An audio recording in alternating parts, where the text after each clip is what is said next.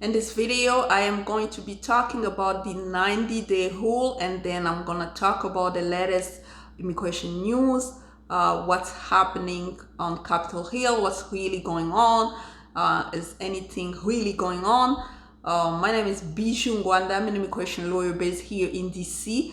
I do work with individuals across the country and around the world because we're dealing with U.S. complex immigration cases.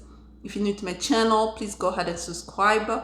If you're not new, welcome back. Thank you for subscribing.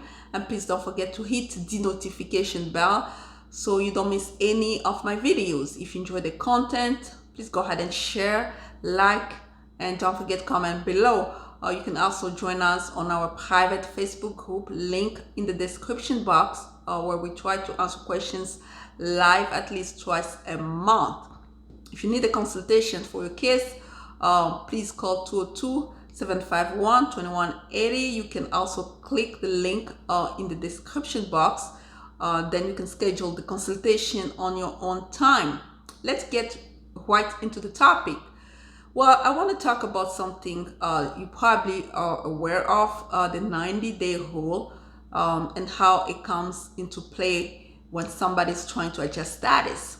Basically, when somebody comes to the United States with a single intent type of visa, for example, B1/B2 visa, okay? Single intent visa. That person cannot adjust status within 90 days of their arrival in the United States. Why? Because the assumption is that the person misrepresented facts, because remember that the B1/B2 visa is a single intent type of visa. Basically, you're coming to visit, if you're coming for a visit or for business, and then after your visit is over, you should go home. And come to find out that within just 90 days of your arrival, you got married and you're trying to adjust status, USCIS is going to be really alarmed, and they will say, no, this person really lied to the consulate and this is misrepresentation. Then you might be faced with trying to apply for a waiver, a fraud or misrepresentation, and hope that you can actually get that waiver approved. So in order to avoid that, just don't do it. If you know somebody who came or into the US with a B1/B2 visa or any other single intent type of visa, just let them know that not to try to adjust status within 90 days. As simple as that. Just wait at least for 6 months before you try to adjust status, or you try to find something as far as adjustment of status is concerned with USCIS. Even for the marriage, I'll hold on a little bit after the 90 days has passed. Some people try to do it on the 91 days. No, just try to wait a little bit, 5 months, 4 months, then try to get married and adjust status. At least you give them the benefit of the doubt that you really just didn't come here to just get married, because the assumption really is that you just came with the intention to stay, and that's not what you told the US consulate. So that's how it plays out. So avoid it. It's a big mistake to avoid, even with people who have ESTA, people living in Europe with a European passport, the one that are allowed to stay in the US for 90 days without a visa.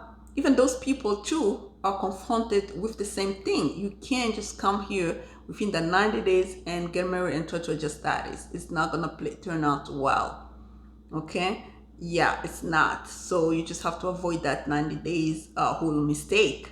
Just don't do it, because you might be faced with a lot of challenges when it comes to your green card application and approval, and you waste time and money with lawyers, try to explain, try to fight for waivers and stuff like that.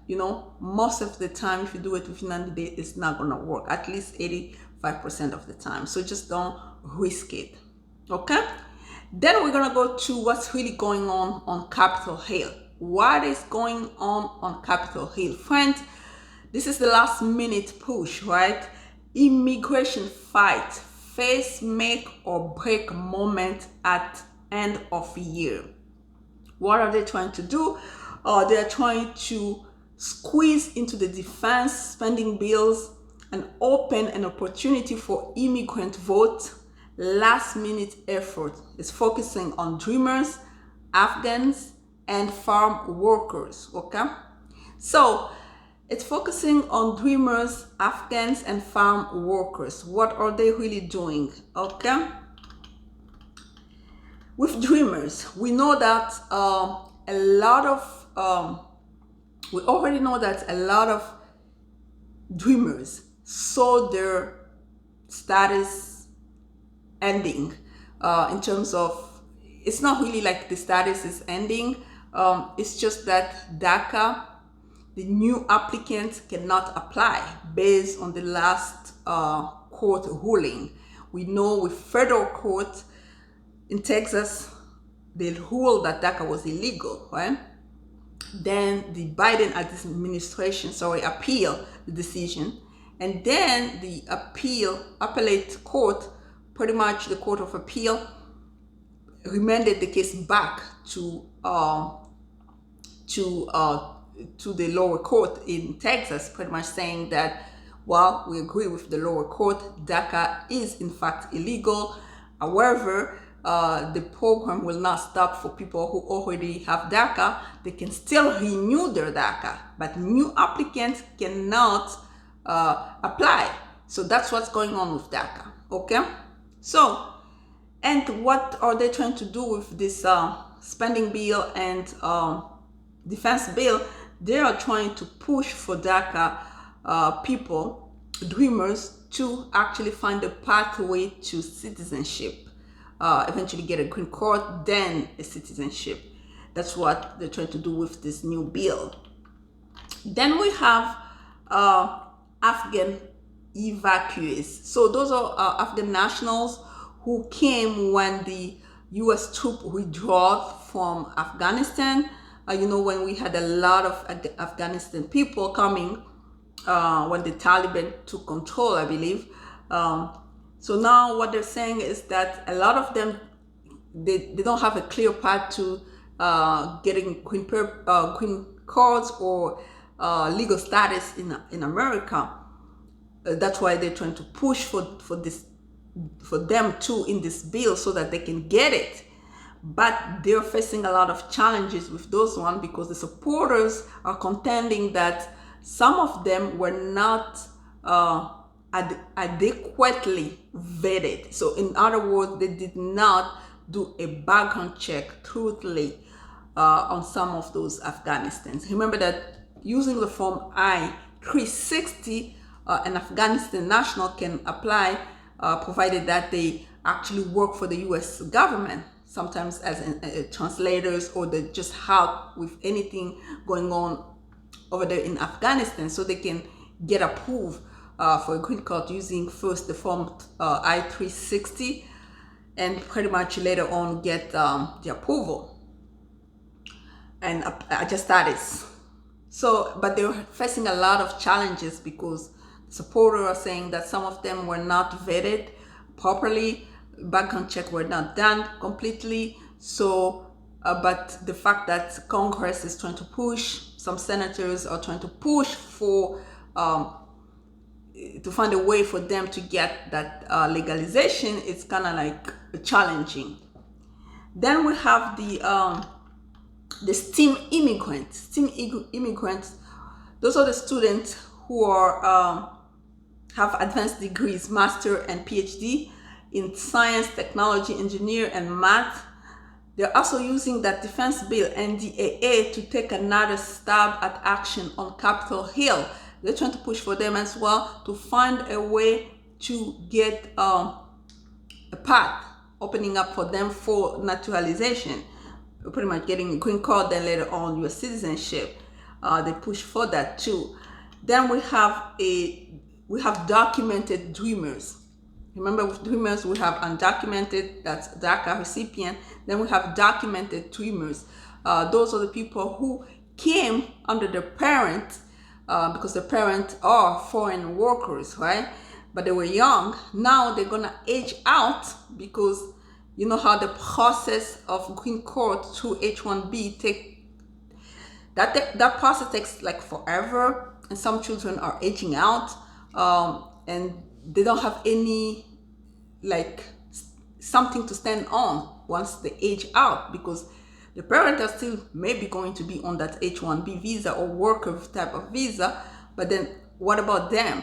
Age out, by the time the green card application is filed and approved, it's already past 21. So they're trying to help them to find their own way so they can shield themselves for self-deport at 21. Okay. Then we have farm workers, bipartisan negotiation on immigrant farm worker.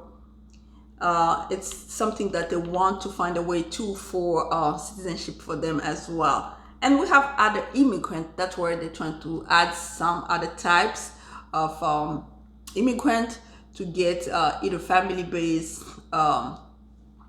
With that one, they're trying to do for non-citizen service members and veteran recapture unused family and employment-based visa from past year, restore diversity visa lost to bureaucracy, delay under the Trump era travel restrictions. So going back, people who actually lost under the Trump era travel ban, if they can recapture those type of visas as well. So just to try to find a way to give most people some opportunities.